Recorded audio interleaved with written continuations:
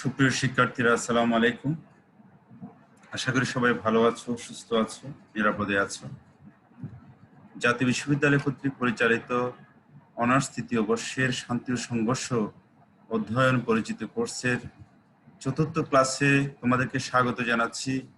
আমি তাজুল ইসলাম, প্রভাষক, রাষ্ট্রবিজ্ঞান বিভাগ, চট্টগ্রাম কলেজ।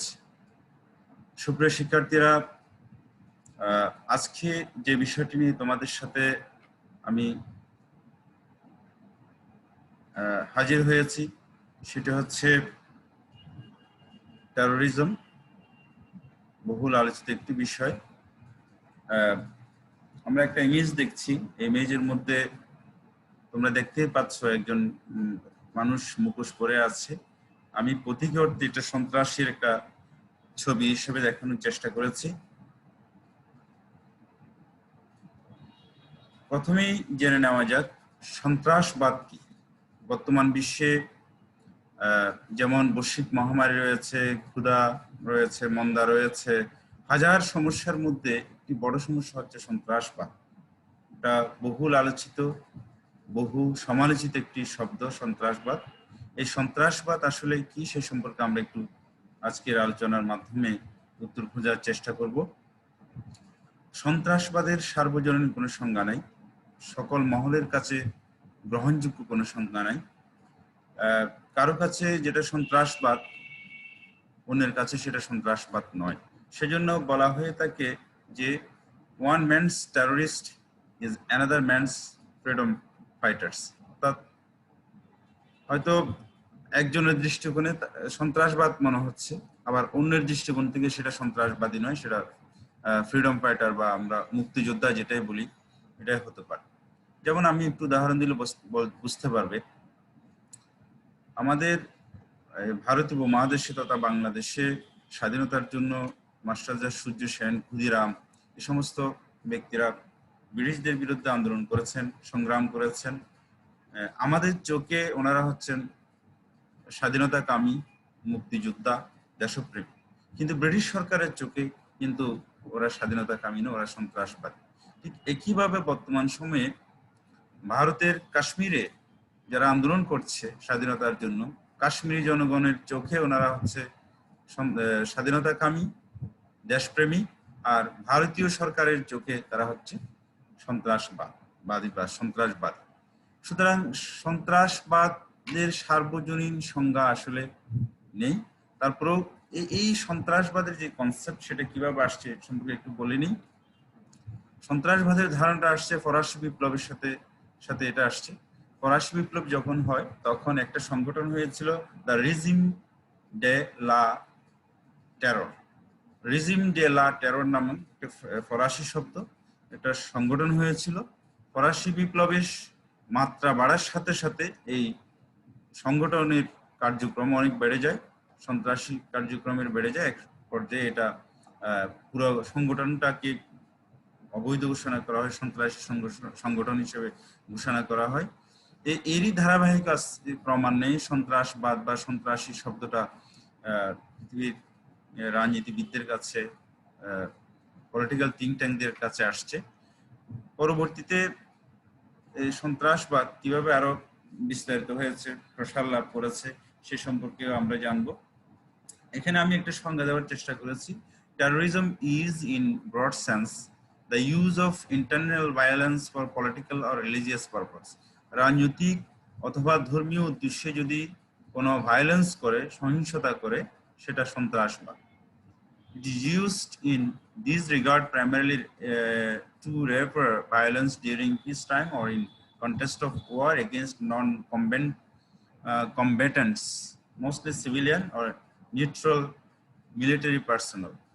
অর্থাৎ শান্তির সময়ে সাধারণ জনগণের বিরুদ্ধে এবং নিরপেক্ষ সেনাবাহিনীর বিরুদ্ধে যদি কোনো সহিংসতা করে, সেটা সন্ত্রাসবাদ হিসেবে পরিচিতি লাভ করবে।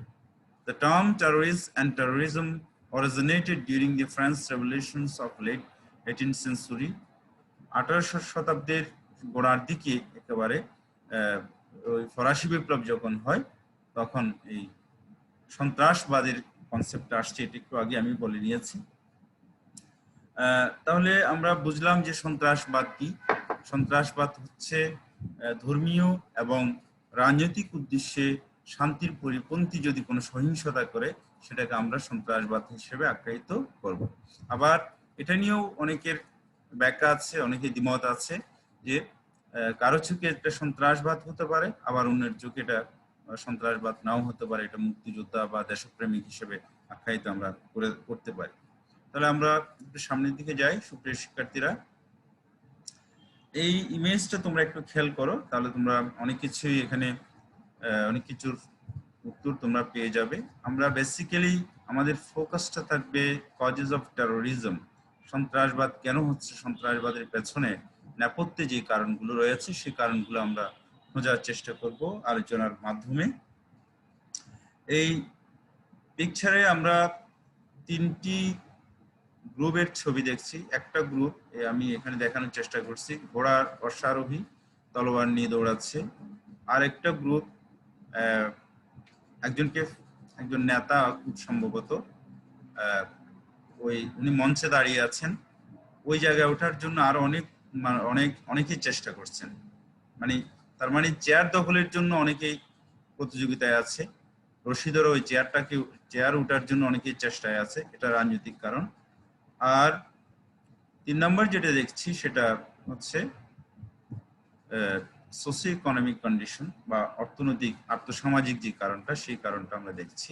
এখানে দেখা যাচ্ছে কিছু লোক হাতে এক ধরনের ঝাড়ু সম্ভবত নিয়ে বসে, তার মশাল নিয়েছে হাতে। তাহলে সন্ত্রাসবাদের এই পিকচারের মাধ্যমে, এই ইমেজের মাধ্যমে আমরা তিনটি কারণ দেখতে পাচ্ছি কেন সন্ত্রাসবাদ হচ্ছে। এর নেপথ্যে তিনটি কারণ দেখছি। একটা হচ্ছে রিলিজিয়াস কারণ বা ধর্মীয় কারণ, ধর্মের যে প্রসার সেগুলো বাড়ানোর জন্য, ধর্মান্তরিত করার জন্য। আর একটা কারণ দেখছি যে চেয়ার দখল নিয়ে তার ক্ষমতায় যাওয়ার জন্য। ক্ষমতায় একটা গোষ্ঠী ক্ষমতায় আছে, তাদেরকে হটিয়ে অন্যরা ক্ষমতা দখল করার জন্য অনেক সময় সন্ত্রাসবাদ হয়, সহিংসতা হয়। তারপর তৃতীয় যে কারণটি দেখছি সেটা হচ্ছে সোশিও ইকোনমিক কন্ডিশন, অর্থাৎ রাজনৈতিক আর্থসামাজিক কারণেও সন্ত্রাসবাদ হয়। যেমন একটা সমাজে যদি আয় বৈষম্য চরম আকার ধারণ করে, একটা সমাজে যদি এক্সপ্লয়টেশন হয়, শোষণ থাকে, কেউ উচ্চবিত্ত হয়, কেউ মধ্যবিত্ত, নিম্নবিত্ত, এই যে ডিফারেন্সটা, যে ডিসক্রিমিনেশনের যে ডিফারেন্সটা, গ্যাপটা, এটা যদি অনেক বড় আকার হয়, কেউ 10 তলায় থাকে, কেউ একেবারে না খেয়ে মরে যায়, ওরকম হলে যারা বঞ্চিত সম্প্রদায়, যারা সমাজের মধ্যে হতদরিদ্র সম্প্রদায়, তারা অনেক সময় সন্ত্রাসবাদের কমিটেড হতে পারে, সন্ত্রাসবাদের সাথে সংযুক্ত হতে পারে। যাই হোক, আমরা তাহলে সামনের দিকে যাই। আরো সন্ত্রাসবাদের অনেকগুলো কারণ আমরা দেখতে পাবো। সুপ্রিয় শিক্ষার্থীরা, আমরা দেখছি পলিটিক্যাল যে কারণটা, পলিটিক্যাল কারণে, এটা আফ্রিকার কোন একটা দেশের ইমেজ। এখানে সন্ত্রাসবাদী কার্যক্রম হচ্ছে, গাড়ি জ্বালিয়ে দিচ্ছে। এই সন্ত্রাসবাদের কারণেও, পলিটিক্যাল কারণে, রাজনৈতিক কারণে সন্ত্রাসবাদের সৃষ্টি হয়। এটা আমি একটু উদাহরণ দিলে তোমাদের বুঝতে খুব সহজ হবে। ইরাক, আমরা সবাই পরিচিত ইরাকের সাথে, মধ্যপ্রাচ্যের একটি তেল সমৃদ্ধ রাষ্ট্র ইরাক। এই ইরাকে প্রধানত 3টি গোষ্ঠী রয়েছে, শিয়া, সুন্নি এবং কুর্দি, এই 3টি গোষ্ঠী। কিন্তু এই তিন গোষ্ঠীর লোক ইরাকে বসবাস করলেও সংখ্যায় বেশি হচ্ছে শিয়া, আর সংখ্যায় মাঝামাঝি হচ্ছে সুন্নি, কম সংখ্যক আছে কুর্দি।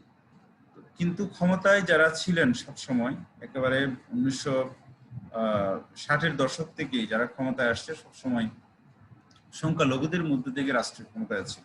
তার মানে সুন্নি থেকে রাষ্ট্রীয় ক্ষমতায়, সাদ্দাম হোসেন সুন্নি গ্রুপের প্রতিনিধি ছিলেন এবং উনি রাষ্ট্রীয় ক্ষমতায় ছিলেন দীর্ঘদিন ধরে। ফলশ্রুতিতে উনি শিয়াদেরকে এবং কুর্দিদেরকে গণহারে একেবারে ম্যাস ডিস্ট্রাকশন ওয়াপন দিয়ে, গণবিধ্বংসাস্ত্র দিয়ে প্রচুর মানুষকে হত্যা করেছেন, গণহত্যা চালিয়েছেন।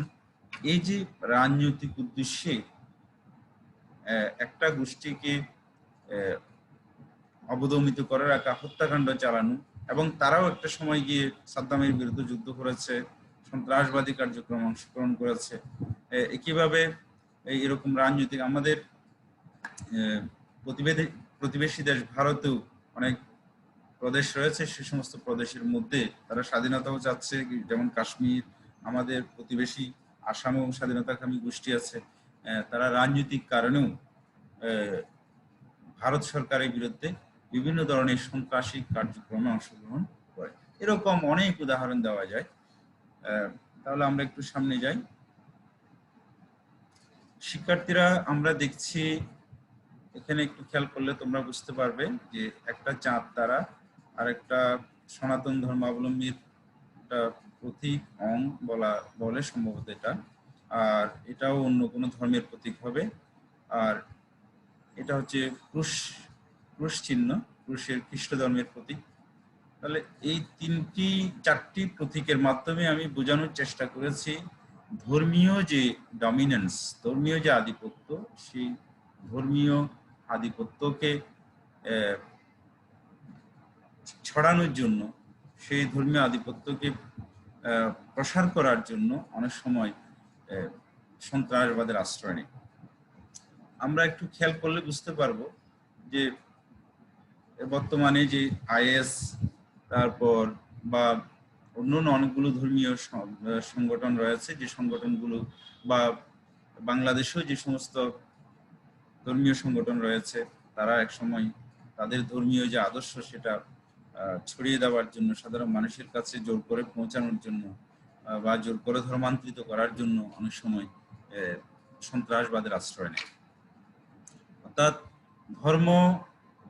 প্রত্যেক ধর্মের উদ্দেশ্য হচ্ছে মানব মুক্তি, মানবের শান্তি। এই মানব মুক্তি বা মানব শান্তির জন্য, বা আমাদের ইসলাম ধর্মের কথাই বলি, ইসলাম ধর্মের মূল কথা হচ্ছে শান্তি প্রতিষ্ঠা করা। এই শান্তিকে যখন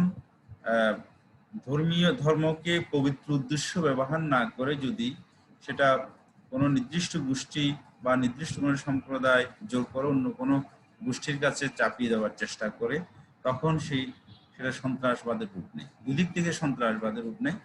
যারা এই জোর করে ধর্মীয় বিধিবিধান চাপানোর চেষ্টা করে, ধর্মান্তরিত করার চেষ্টা করে, তাদের মধ্যে থেকেও সন্ত্রাসবাদ থাকতে পারে। আর যাদের উপর চালায় তারাও হয়তো তাদের মধ্যে থেকে সন্ত্রাসবাদের থাকতে পারে। সুপ্রিয় শিক্ষার্থীরা, একটু খেয়াল করো,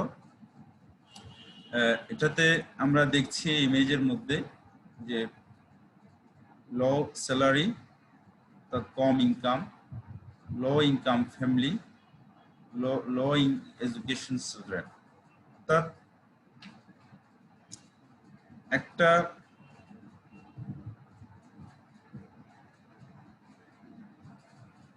একটা মানুষ যখন কম ইনকাম করবে, তার যখন আয় কম হবে, তখন তার ফ্যামিলির ইনকামটা কম হবে, ফ্যামিলির যে এক্সপেন্ডিচার সেটা কম হবে, এবং ওই পরিবারের যে বেসিক নিডগুলো আছে, মৌলিক চাহিদা যেগুলো আছে, সেগুলো পুরোপুরি সম্পূর্ণভাবে হয়তো তারা ফুলফিল করতে পারবে না। আর যার কারণে কম ইনকাম থাকলে ওই ব্যক্তির পরিবারের ছেলে মেয়ে থাকলে তাদের এডুকেশনটা নিশ্চিত হবে না। দারিদ্র্যের কারণে তাদের প্রপার এডুকেশন থাকবে না। প্রপার এডুকেশন না থাকলে আবার ওই তাদের ছেলে মেয়ে পর্যায়ে গিয়ে তারাও প্রপার এডুকেশন পাবে না। এই যে সার্কেলটা, কম ইনকাম, কম বেতন, ফ্যামিলির কম ইনকাম এবং তাদের ছেলে মেয়ে প্রপার এডুকেশন না পাওয়া, এটার কারণে অনেক সময় একটা পর্যায়ে গিয়ে সৃষ্টি হয়, সন্ত্রাসবাদের সৃষ্টি হয়, যেটাকে আমরা আখ্যায়িত করেছি socio economic condition. Socio economic কন্ডিশনের কারণেও সন্ত্রাসবাদ তৈরি হতে পারে।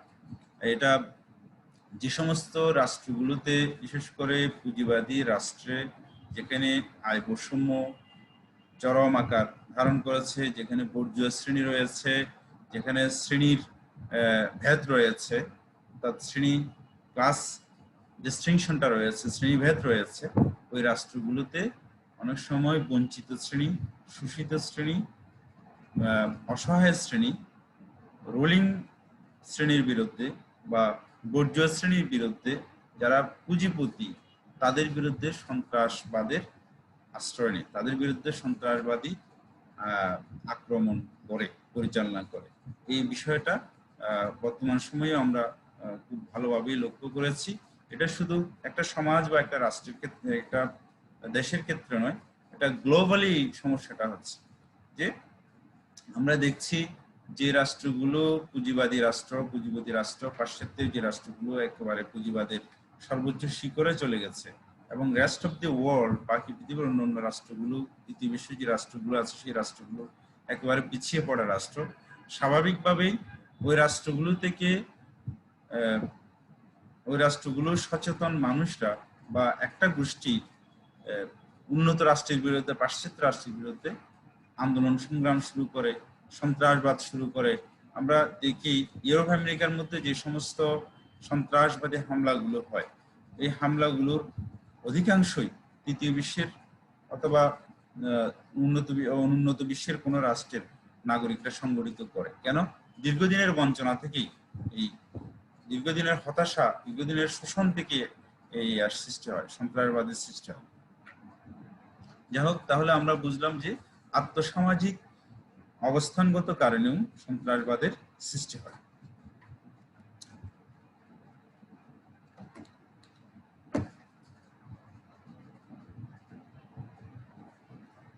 প্রিয় শিক্ষার্থীরা, তোমরা একটু খেয়াল করো, এই ইমেজের মাধ্যমে আমরা একটা বিষয়, তোমাদের কি আইডিয়া আছে দেখো, একটু খেয়াল করো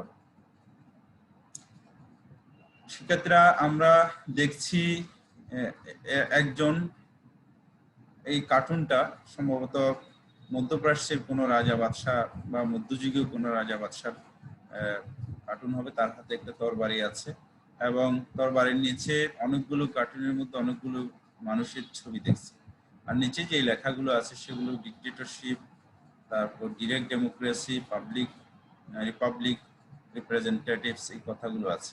এই ইমেজের মাধ্যমে একটা জিনিস খুব ভালো করেই স্পষ্ট হচ্ছে, যে বা যারা গণতন্ত্র চায়, যে বা যারা জনগণের বাক স্বাধীনতা চায়, জনগণের মৌলিক অধিকারের কথা বলে,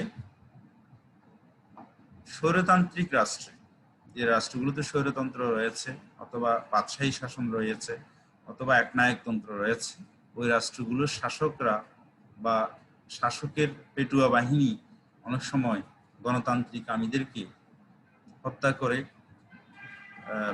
তাদের যে গণতান্ত্রিক যে চেতনা সেটাকে রুদ্ধ করে। তো ফলশ্রুতিতে তারা একটা সময় গিয়ে, এই যে আমি ইমেজের মধ্যে যে যাদের দেখছি, এই যে জনগণ, এই জনগণ এক সময় গিয়ে শাসকের বিরুদ্ধে বিভিন্ন ধরনের গুপ্ত হামলা অথবা গেরিলা আক্রমণ, এই ধরনের বিভিন্ন হামলা করে, যে হামলাকে শাসক বাহিনী, এই শাসক হয়তো বলে বেড়াবে এটা সন্ত্রাসী আক্রমণ, কিন্তু সাধারণ মানুষ সেটাকে, বা যারা গণতন্ত্রের পক্ষে আছে তারা বলবে এটা গণতান্ত্রিক আন্দোলন। তার মানে সন্ত্রাসবাদটা কারো চোখে গণতান্ত্রিক আন্দোলন বা দেশপ্রেমের পরিচায়ক, আবার শাসকের চোখে বা অন্যের চোখে সেটা অনেক সময় হচ্ছে বিচ্ছিন্নতাবাদী আন্দোলন অথবা সন্ত্রাসী আন্দোলন। যেমন ফিলিস্তিনে ইসরায়েলের বিরুদ্ধে যে আন্দোলন হচ্ছে, যে সংগ্রাম হচ্ছে, যে যুদ্ধ হচ্ছে, সেটা ইসরায়েলের, ফিলিস্তিনের চোখে এটা হচ্ছে গণতান্ত্রিক আন্দোলন, দেশপ্রেমের বহিঃপ্রকাশ। আবার ইসরায়েলের মত উৎকৃষ্ট যে সমস্ত রাষ্ট্র রয়েছে, ইসরায়েলকে যারা সমর্থন দেয় বা পশ্চিমা মিডিয়াগুলো তাদেরকে উপস্থাপন করে সন্ত্রাসী বাহিনী হিসেবে বা টেরোরিস্ট হিসেবে। তার মানে সন্ত্রাসীর, যেটা একটু আগেই বলেছিলাম, সন্ত্রাসীর আসলে সর্বজন গৃহীত সংজ্ঞা নেই। কারো চোখে সেটা সন্ত্রাস, আর অন্যের চোখে সেটা অন্য আন্দোলন। আচ্ছা, যা হোক, তাহলে আমরা বুঝলাম যে গণতন্ত্র বা আনডেমোক্রেটিক গভর্নমেন্ট, একটা রাষ্ট্রের সরকার যখন আনডেমোক্রেটিক হয়, অগণতান্ত্রিক হয়, তখন এই অগণতান্ত্রিক সরকারের বিরুদ্ধে আন্দোলন সংগ্রাম করতে গিয়ে সাধারণ মানুষও অনেক সময় সরকারকে হটানোর জন্য গণতান্ত্রিক আন্দোলন করতে গিয়ে সন্ত্রাসবাদের আশ্রয় নেয়, সহিংসতার আশ্রয় নেয়, যেটাকে হয়তো ওই শাসক সন্ত্রাসবাদী কার্যক্রম হিসেবে চালিয়ে। শিক্ষার্থীরা আমরা দেখছি এলিনিয়েটেড ইন্টেলিজেন্সিস্ট, এটা খুবই গুরুত্বপূর্ণ একটা বিষয়। এলিনিয়েটেড ইন্টেলিজেন্সিস্ট এটা হচ্ছে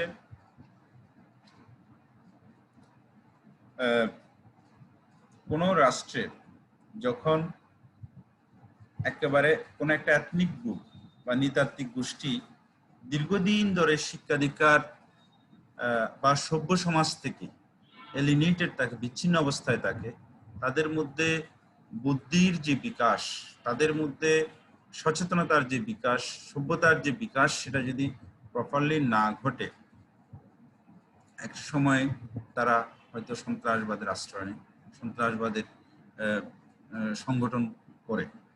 আমরা উদাহরণ হিসেবে বলতে পারি যে পৃথিবীর বিভিন্ন দেশে যে রাষ্ট্রগুলোতে বিভিন্ন জাতিসত্তার মানুষ বসবাস করে, তারা যদি মেইন স্ট্রিম, যারা ক্ষমতার কেন্দ্রবিন্দু থাকে, ক্ষমতার যে মূল প্রবাহ, সেই মেইন স্ট্রিম যদি তাদেরকে এক্সপ্লয়েট করে, শোষণ করে, বঞ্চনার মধ্যে রাখে, একটা সময় তারা ওই নৃতাত্ত্বিক গোষ্ঠীগুলো আন্দোলন সংগ্রামে লিপ্ত হয়।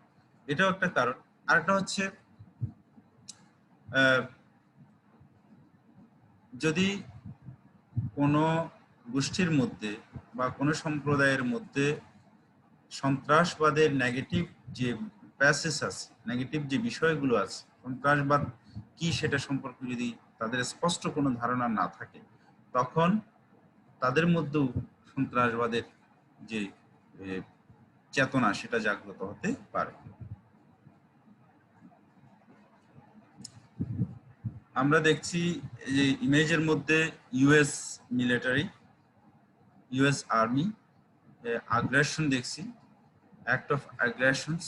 আগ্রাসন থেকেও সন্ত্রাসবাদের তৈরি হয়। আগ্রাসন থেকে কিভাবে সন্ত্রাসবাদের তৈরি হয় খেয়াল করো।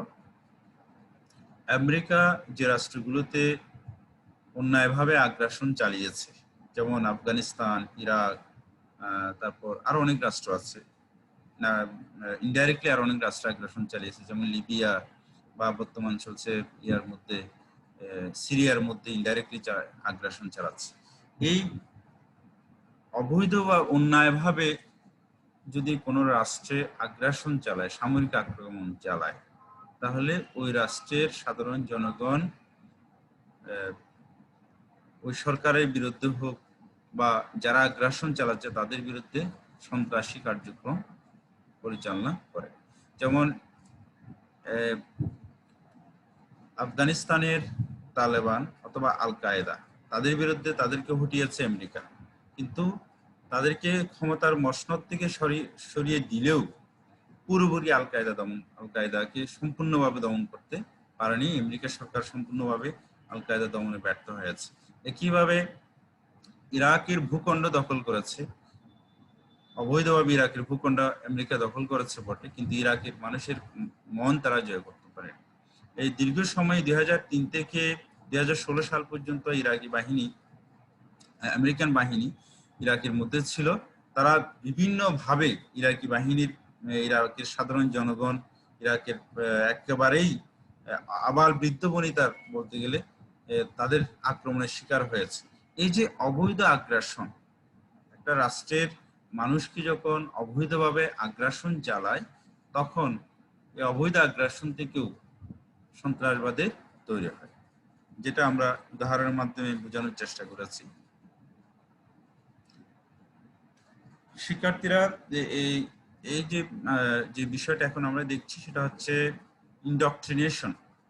ইনডক্ট্রিনেশন এটা খুবই গুরুত্বপূর্ণ একটা বিষয়। ইনডক্ট্রিনেশন হচ্ছে যখন কোনো আদর্শ বা কোনো মতবাদ, আমার মতবাদকে আমি সুপেরিয়র হিসেবে চালিয়ে দিই, বা আমার মতবাদ হচ্ছে সবার চেয়ে সেরা মতবাদ, হ্যাঁ, তখন এই ইন্ডোক্ট্রিনেশন কনসেপ্টটা চলে আসে। আমি আরেকটু সহজ করে বলি, কোনো একটা মতবাদ যখন গোঁড়ামিতে পরিণত হয়, গোঁড়ামিতে রূপ নেয়, তখন সেটাকে বলা হয় ইন্ডোক্ট্রিনেশন। অর্থাৎ আমার কথা সবাইকে শুনতে হবে, তোমাদের কথা আমি শুনবো না, আমার এই মতবাদ সবাইকে অনুসরণ করতে হবে, এটা হচ্ছে ইন্ডোক্ট্রিনেশন। আমরা একটু উদাহরণ দিয়ে বললে বুঝতে পারবে তোমরা।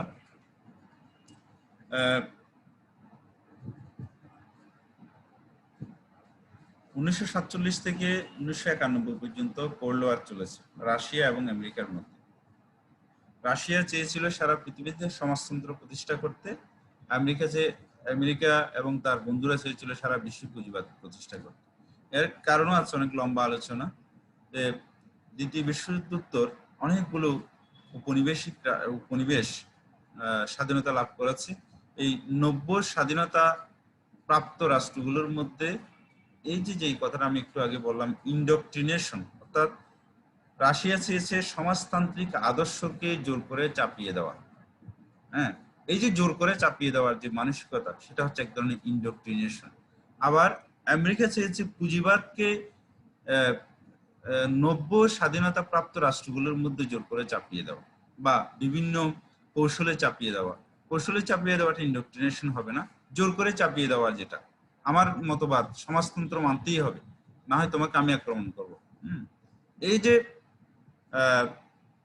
আমার মতবাদ তোমাকে আমার কথা তোমাকে শুনতেই হবে, না হয় তোমাকে আমি আক্রমণ করব, এই এই কনসেপ্টটাই হচ্ছে ইন্ডোক্ট্রিনেশন। যেমন আরেকটু উদাহরণ দিলে তোমাদের বুঝতে সহজ হবে। 2001 সালে যখন টুইন টাওয়ার হামলা করে আমেরিকার, তখন তৎকালীন আমেরিকার প্রেসিডেন্ট ডব্লিউ বুশ সাহেব একটা বক্তব্যে বলেছিলেন যে যারা আমার সাথে আছে তারা আমার বন্ধু, আর আমার সাথে এরা আফগানিস্তান আক্রমণ ইস্যুতে যারা আমার বিপরীতে অবস্থান করবে বা আমাকে যারা সমর্থন দিবে না, তারা আমার শত্রু। এই যে অন্ধভাবে একটা কথা, কোনো ধরনের রেশনালিটি ছাড়া, যৌক্তিকতা ছাড়া একটা কথাকে অন্যের উপর চাপিয়ে দেওয়া, এই চাপিয়ে দেওয়াটাই হচ্ছে ইন্ডোক্ট্রিনেশন। এই ইন্ডোক্ট্রিনেশন থেকে অনেক সময় সন্ত্রাসবাদের তৈরি হয়। তো কিভাবে সন্ত্রাসবাদের তৈরি হয়? আমি চাই গণতন্ত্র, আমাকে যদি কেউ জোর করে সমাজতন্ত্র কায়েম করতে বলে বা সমাজতন্ত্র প্রতিষ্ঠা করতে বলে, সেক্ষেত্রে যে আমার উপর জোর করে সমাজতন্ত্র প্রতিষ্ঠা করতে চায়, হ্যাঁ, তার বিরুদ্ধে আমি আন্দোলন করব, তাকে আমি হামলা করব, তাকে আমি আক্রমণ করব। এই আক্রমণটা হচ্ছে ইন্ডোক্ট্রিনেশন। অর্থাৎ কোন তত্ত্ব যখন গোঁড়ামিতিপূর্ণ রূপ নেয় এবং সেটা অন্যের উপর জোর করে চাপানোর চেষ্টা করা হয়, তখন তাকে ইন্ডোক্ট্রিনেশন বলা হয়। যেমন আল কায়েদা আফগানিস্তানে দীর্ঘদিন ধরে শাসন করেছে। আল কায়েদা বা এই সমস্ত সংগঠনগুলো তারা শাসন করেছে।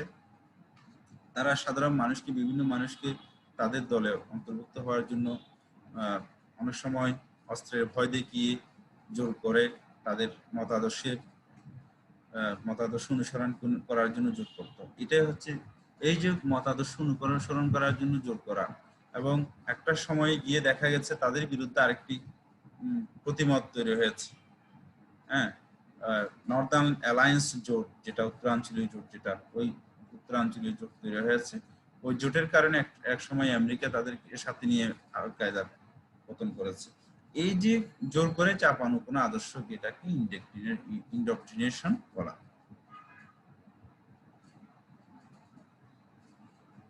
শিক্ষার্থীরা, এই ছবির মধ্যে আমরা দেখছি যে, একটু খেয়াল করলে তোমরা বুঝতে পারবে যে charities that are not charities।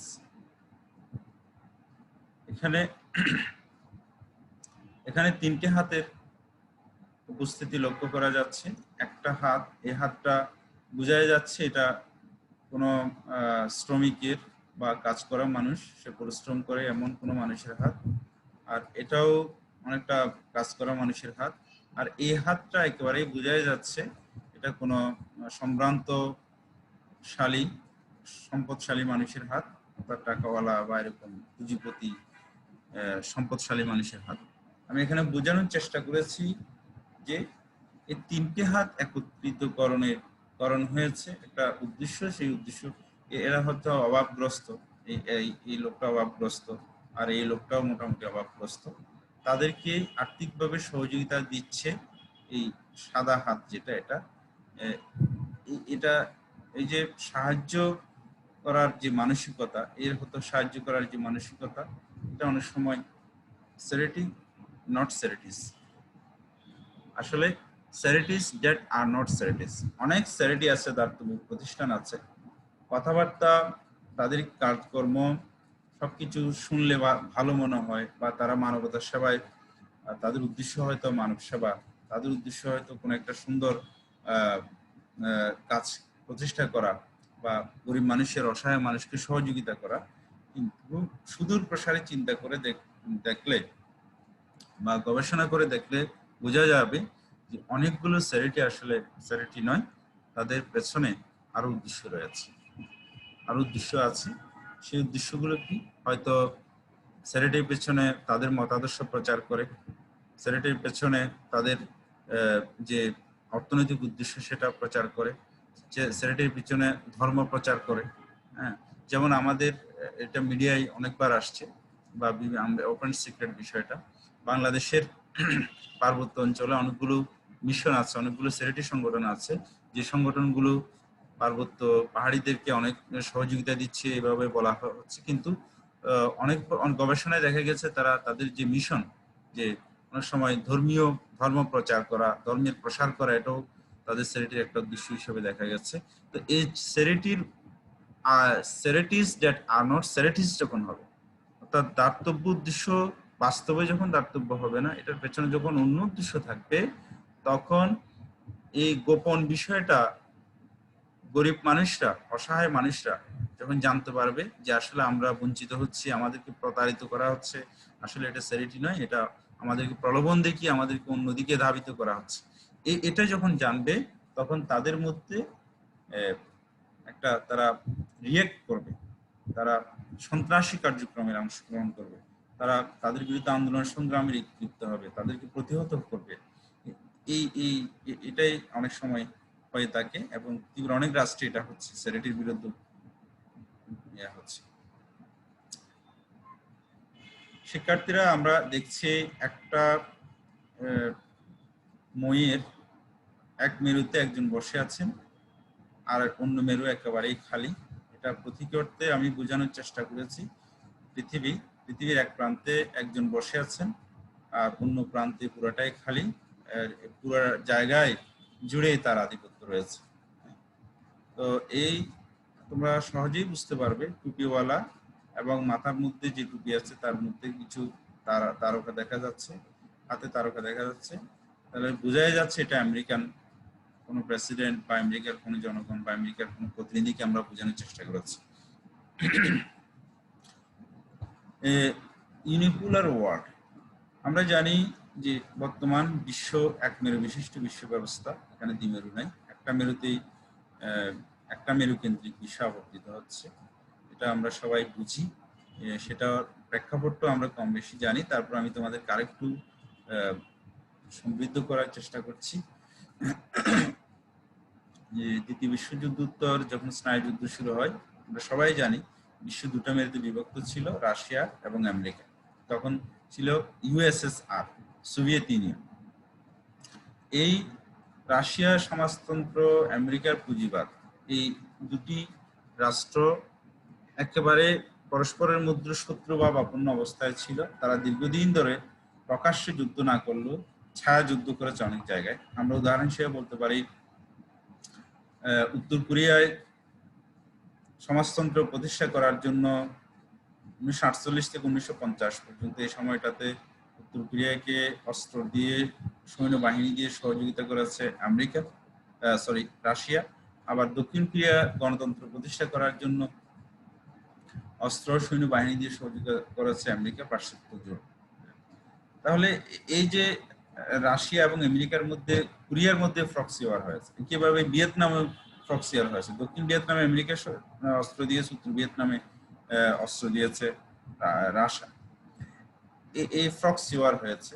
স্নায়ুযুদ্ধ যখন 1991 সালে শেষ হয়, রাশিয়া ভেঙে 15টি রাষ্ট্র তৈরি হয় 1991 সালে 26 ডিসেম্বর, তখন বিশ্ব কার্যত এক মেরু বিশিষ্ট বিশ্ব ব্যবস্থা হয়ে যায়। অর্থাৎ বিশ্বে এক মেরু বিশিষ্ট বিশ্ব ব্যবস্থা হয়ে যায়, এক কেন্দ্রিক বিশ্ব হয়ে যায়। অর্থাৎ আগে সমস্ত ডিসিশন মেকিং এ, বৈশ্বিক ডিসিশন মেকিং এর ক্ষেত্রে রাশিয়াকে বিচার করা হতো, রাশিয়াকে গুরুত্ব দেওয়া হতো। কিন্তু এক মেরু বিশিষ্ট বিশ্ব ব্যবস্থা যখন হয়ে যায়, সমস্ত ডিসিশন মেকিং এ আমেরিকা চলে আসে। তো আমেরিকা চলে আসার কারণে স্বাভাবিকভাবে স্নায়ুযুদ্ধ চলাকালীন যে সমস্ত রাষ্ট্রগুলো, ছোট রাষ্ট্রগুলো, ক্ষুদ্র রাষ্ট্রগুলো রাশিয়ার বন্ধু ছিল, সেই রাষ্ট্রগুলো আমেরিকার চক্ষুশূলে পরিণত হয়। আমেরিকা তাদেরকে বিভিন্নভাবে বঞ্চনা করেছে, ওই দেশের সরকার উৎখাতের চেষ্টা করেছে, ওই দেশের বিরুদ্ধে বিভিন্ন ধরনের এম্বার্গো দিয়েছে, অবরোধ দিয়েছে, দিচ্ছে। তো ফলশ্রুতিতে ওই রাষ্ট্রগুলোতে বা ওই রাষ্ট্রের জনগণের মধ্যে আমেরিকা বিদ্বেষী একটা মনোভাব তৈরি হচ্ছে, বা আমেরিকা পাশ্চাত্য বিদ্বেষী, পুঁজিবাদী বিদ্বেষী একটা মনোভাব তৈরি হচ্ছে।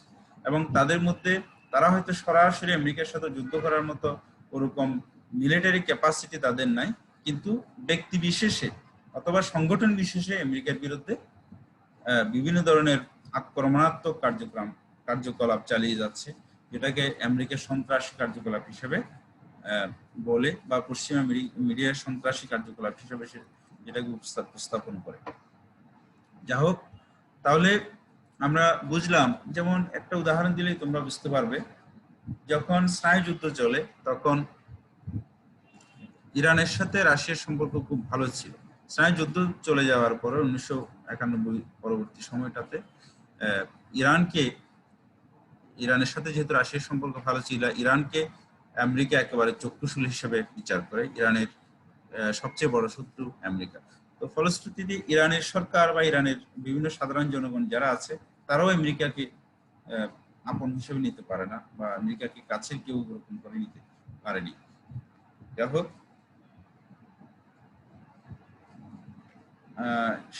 এখানে যে ইমেজটা আমরা দেখছি, তোমরা খুব সহজেই বুঝতে পারবে যে একটা মানুষের অবয়ব, এই মানুষটাকে পাথরে বন্দি একটা মানুষের অবয়ব, যে একটা খাঁচার মধ্যে বন্দি করে রাখা হয়েছে, একটা খাঁচার মধ্যে বন্দি করে রাখা হয়েছে।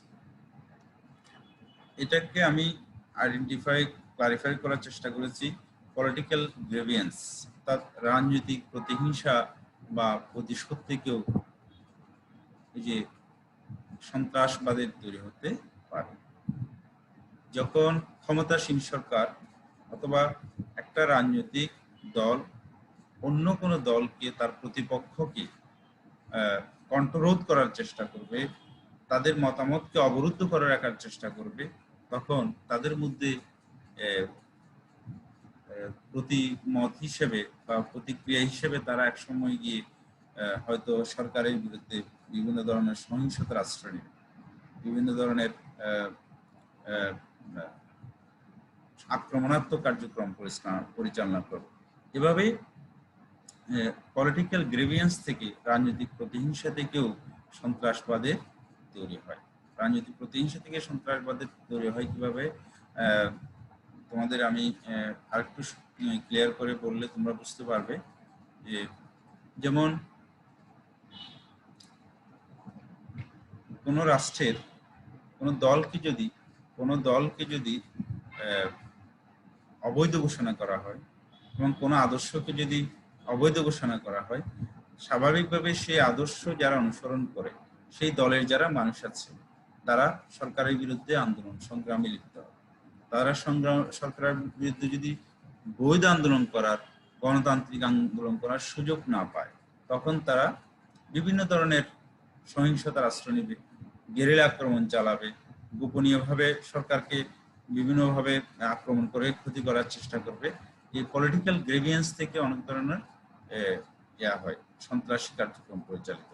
আমি আরেকটা উদাহরণ দিলে তোমরা খুব সহজেই বুঝতে পারবে। যেমন সৌদি আরব এবং ইয়েমেনের মধ্যে এখন যুদ্ধ চলছে, এটা কার্যত একটা অসম যুদ্ধ। সৌদি আরব, মিশর এবং আরো অনেকগুলো রাষ্ট্র, ইসলামিক জোট হিসেবে একটা সৈন্যবাহিনী, মিলিটারি বাহিনী গঠন করেছে। তারা ইয়েমেন একটা ছোট রাষ্ট্র, যারা অর্থনৈতিকভাবে খুবই পিছিয়ে একটা রাষ্ট্র, তাদেরকে আক্রমণ করছে, তাদের ওখানে বোমিং করছে। তো ফলশ্রুতিতে ইয়েমেন ইরানের সহযোগিতা নিয়ে সৌদি আরবের যে সমস্ত স্থাপনাগুলো আছে, গুরুত্বপূর্ণ তেলের স্থাপনা বা যে সমস্ত গুরুত্বপূর্ণ স্থাপনাগুলো আছে, ওখানে মাঝে মাঝে ক্ষেপণাস্ত্র হামলা করে। এই যে রাজনৈতিক প্রতিহিংসা, এই রাজনৈতিক প্রতিহিংসা থেকে অনেক সময় সন্ত্রাসী আক্রমণ হতে পারে বা সন্ত্রাসবাদ তৈরি হতে পারে। সুপ্রিয় শিক্ষার্থীরা, আমরা দেখছি এখানে একটা ইমেজের মধ্যে এটা ইমেজটা হচ্ছে একটা কোন নৃগোষ্ঠী, যে এথনিক গ্রুপ, এটা কোনো সম্প্রদায়ের নৃগোষ্ঠীর কোনো ছবি, যারা খুব সম্ভবত মানববন্ধন বা কোনো প্রতিবাদ মিছিলে যুক্ত হয়েছে। যে এথনিসিটি থেকেও অনেক সময় সন্ত্রাসবাদের তৈরি হয় বা নৃগোষ্ঠী থেকে অনেক সময় সন্ত্রাসবাদের তৈরি হয়। আমি এটা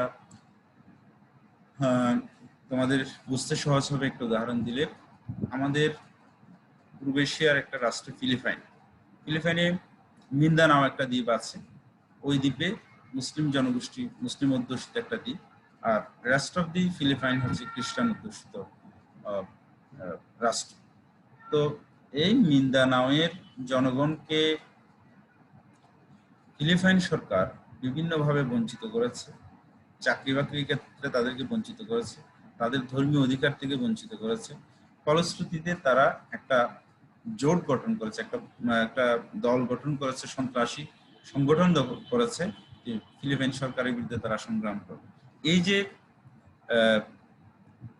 এথনিক গোষ্ঠী, মিন্দানাওয়ের এথনিক গোষ্ঠী হচ্ছে, নৃতাত্ত্বিক গোষ্ঠী হচ্ছে মুসলমানরা, তাদেরকে খ্রিস্টান সরকার অর্থাৎ ফিলিপাইন সরকার তাদেরকে বিভিন্নভাবে বঞ্চিত করে আসছে। এই যে বঞ্চনা, এই বঞ্চনা থেকেই কোনো গোষ্ঠী, এথনিক কোনো গোষ্ঠী যদি দীর্ঘদিন ধরে রাষ্ট্রীয় মূল গোষ্ঠী থেকে বিভিন্ন প্রতিহিংসার শিকার হয়, আক্রমণের শিকার হয়, বঞ্চনার শিকার হয়, তখন ওই ক্ষুদ্র নৃগোষ্ঠী কি করতে পারে?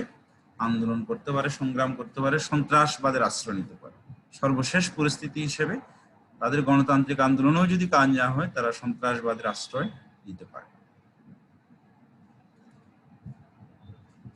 অ্যাক্সিডেন্টাল গেরিলা, এটাও একটা সন্ত্রাসবাদের পেছনে অন্যতম কারণ।